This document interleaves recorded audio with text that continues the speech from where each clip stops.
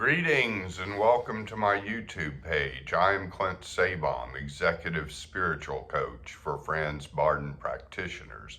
And today I'm going to be talking about astral travel, how I've astral traveled, all the different dimensions of astral travel, and how I've heard other clients talk about astral travel.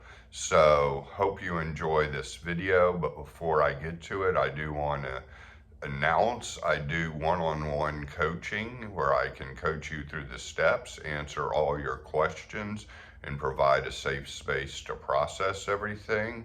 And I also offer group sessions, which are 30 minutes of a transmission of Akashic energy, then 30 minutes of discussion.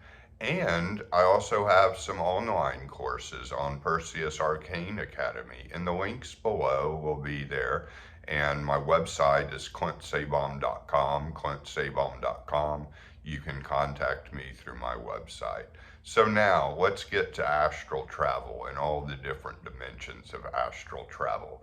It's an exciting topic, and I'm going to say first that there is no danger in it. Bardon says there's this danger of somebody moving your body while you're doing it and cutting the cord. And I've just never found that to be true in my own experience, in experience of countless others I've talked to about astral travel. I've just never seen that happen. It's always happened very safely. And especially if you're protected by the Akasha and divine providence, which is a necessary component of astral travel, I do not believe there's going to be any danger. With that having said, astral travel is an advanced ability. So I wouldn't really recommend skipping ahead to it because you're so curious before you've completed the steps before it. But if you want a sneak preview, this is what this video is for.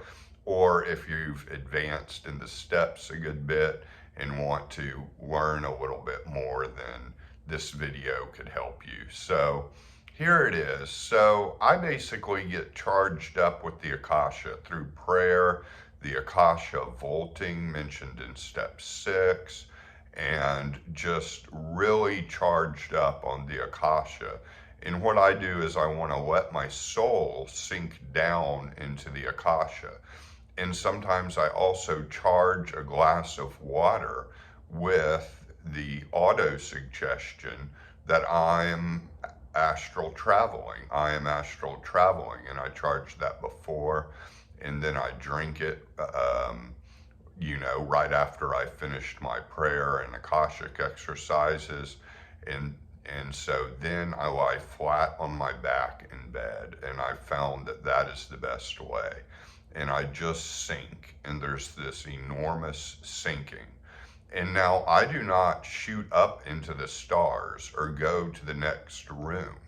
I basically travel in my inner world, because as above, so below, as is the macro, so is the micro. So everything in the macro is inside of you. The astral plane is inside of you. It's not something out there. Everything is one, remember. So the astral world is inside you. And when I travel to the astral world, it's a very nourishing, beautiful, safe experience of usually meeting spirit guides, totem animals, sometimes ancestors from the past, sometimes illuminated masters that I don't necessarily even recognize, but I know that's what they are. And so it's been very interesting, and but I have heard of people doing this similar exercise, a very similar exercise to what I just described, always lying flat on their back in bed, actually. It just seems to be the best position. And I've heard of people, instead of going deeper into their deep, infinite inner world, they do shoot up to the stars. And in the stars, there's a magical experience of perhaps seeing deceased loved ones and stuff like that. And then all of a sudden, they're pulled back down. One thing I will say is it's good not to get too excited and not to get too afraid. Because if you get too afraid, you're going to scare yourself and you're going to shoot right back into the conscious mind. You're either going to just kind of wake up and that's that, or whatnot. If you get too excited, like, wow, I can't believe this is happening.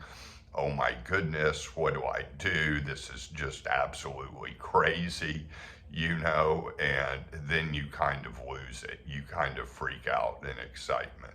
So these are kind of the core pieces of astral travel.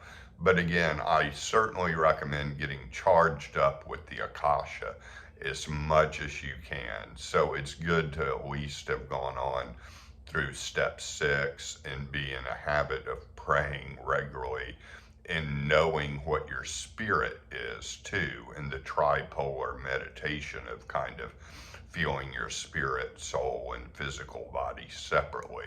So it's important to know the spirit level. So your soul, the soul level, which is in between the physical body and the spirit, can sink down into the spirit level in the Akasha.